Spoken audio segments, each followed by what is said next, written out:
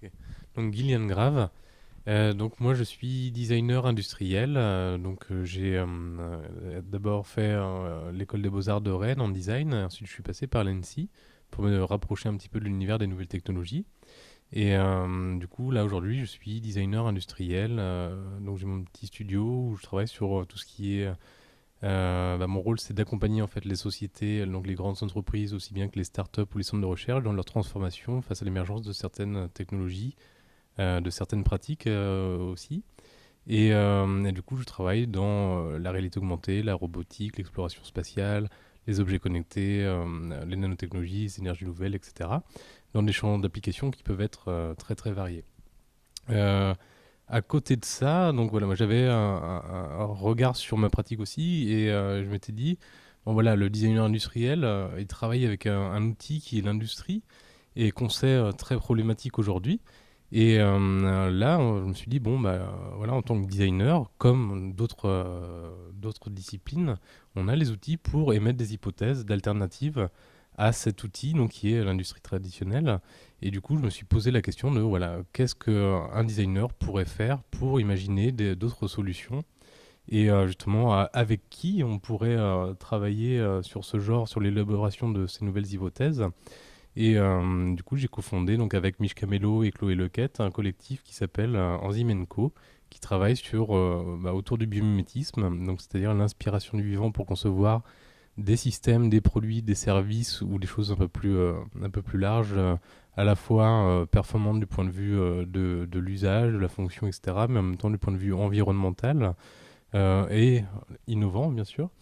Et tout ce qui est également donc biomatériaux et bioprocédés. Donc voilà, on a différentes approches qui consistent à dire soit on peut partir d'une problématique on va dire, humaine liée à des enjeux sociaux, des enjeux économiques, des enjeux industriels, tout un tas de choses comme ça. Et du coup, on va pouvoir aller questionner le vivant pour voir comment on pourrait concevoir les choses différemment et voir si le vivant peut être un modèle à ce niveau-là. J'en suis convaincu.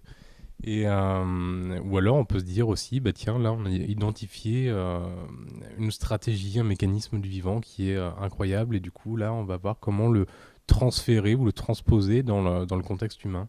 Et voilà, et donc ce qui nous a amené justement à concevoir des méthodes de travail communes, hein, donc à la frontière entre le design, la bioingénierie, la biologie, etc. Un langage commun aussi, ce qui est justement, on a vu que c'était très important. Euh, et puis de s'accorder aussi sur une finalité de projet, parce que la finalité de projet peut différer d'une discipline à l'autre, hein. Un chercheur a peut-être pas les mêmes objectifs qu'un designer. Et puis des notions d'éthique aussi. Donc je pense que c'est quelque chose de très très important dans ce genre de projet transdisciplinaire. Donc voilà. Donc moi c'est Mich Camello, je suis bio-ingénieur de l'École Polytechnique Fédérale de Lausanne. Mon champ de travail c'est autour de tout ce qu'on appelle les technologies appropriées, les technologies douces.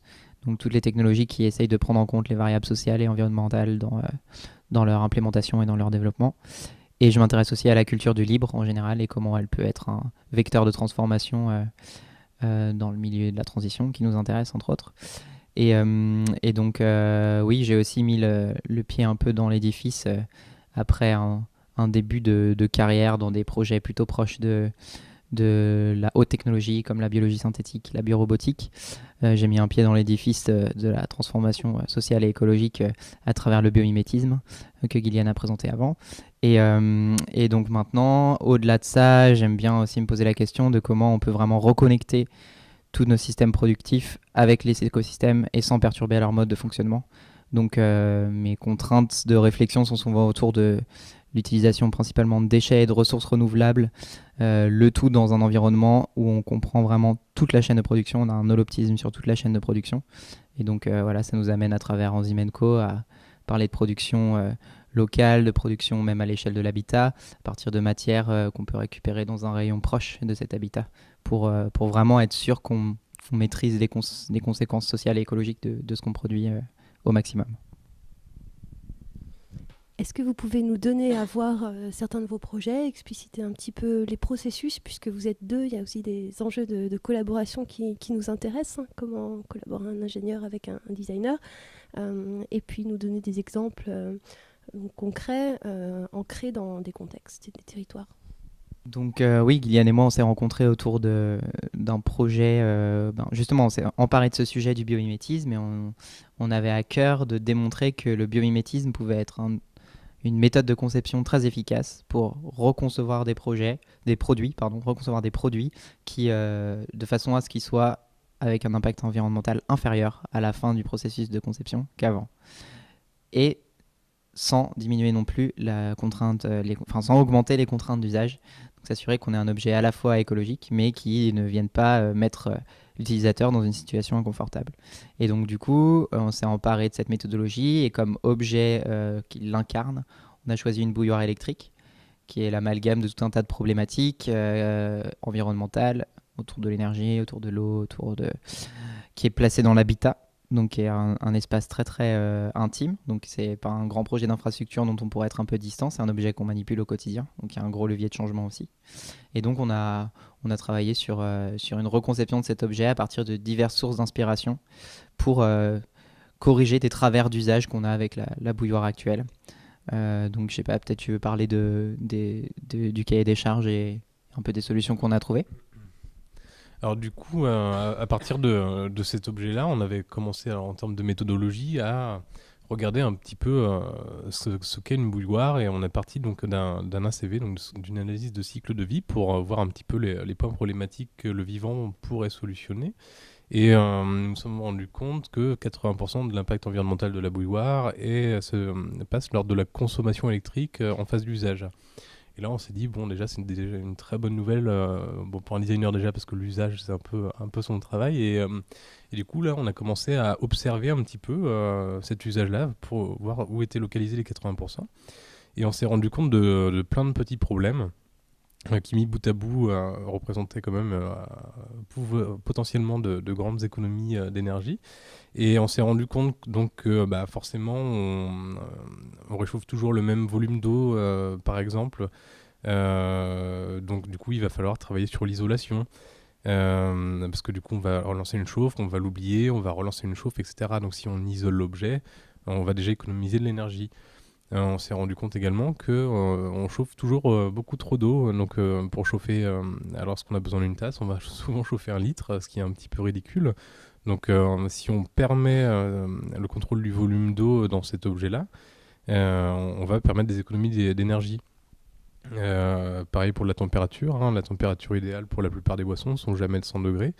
Donc entre 60 et 70 degrés, ça dépend des boissons. Donc pouvoir sélectionner de la température, c'est aussi quelque chose qui pourrait nous permettre de faire des économies. Et il y avait un autre point, je crois, non ? Les sources d'énergie diversifiées aussi, ouais, pouvoir laisser le choix en fait dans la source d'énergie pour ne pas avoir recours qu'à de l'électrique qui vient du nucléaire, quoi. Et donc à partir de ça, donc toute cette analyse nous a donné un cahier des charges qui nous a permis d'aller questionner le vivant. Donc à savoir comment le vivant fait pour contrôler un volume d'eau, comment le vivant fait pour contrôler une température, comment le vivant fait pour isoler, donc tout un tas de questions comme ça. Et à partir de ce moment-là, on a identifié des mécanismes, des stratégies du vivant qui pourraient potentiellement nous apporter en fait de nouvelles réponses pour reconcevoir l'objet bouilloire. Et c'est là qui a peut-être été le moment le plus intéressant, c'est la question des filtres. Donc on a généré des centaines de concepts et inspiré de plein de stratégies différentes ou de mécanismes. Et là, on s'est rendu compte que oui, certaines fois, en fait, des choses ne sont pas du tout acceptables du point de vue de l'usage, ça ne fonctionne pas.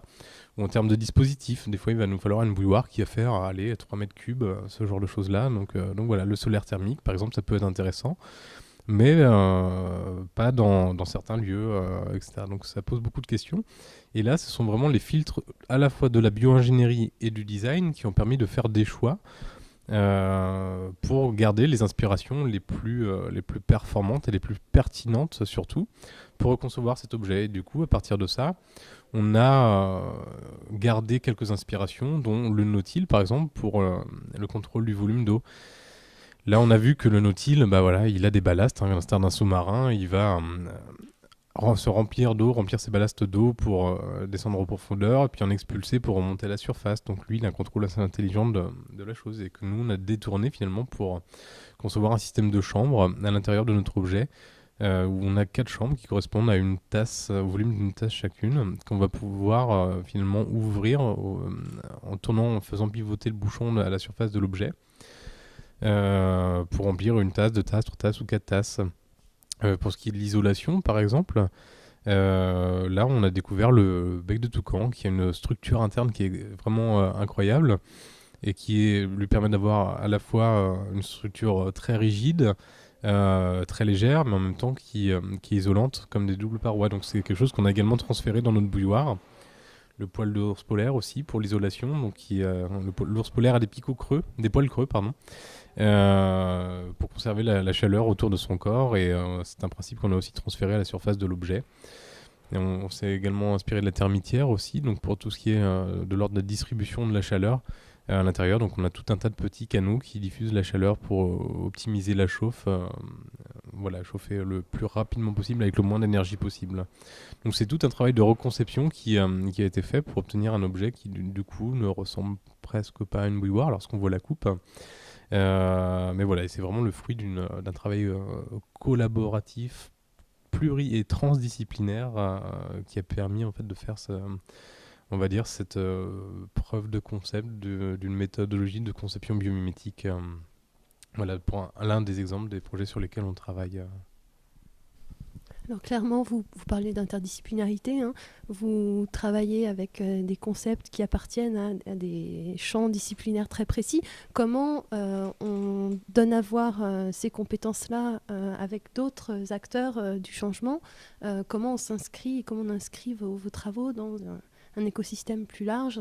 Je parle d'enjeux là qui sont de l'ordre de la transmission. Quelles sont vos méthodes de documentation et de partage de cette connaissance?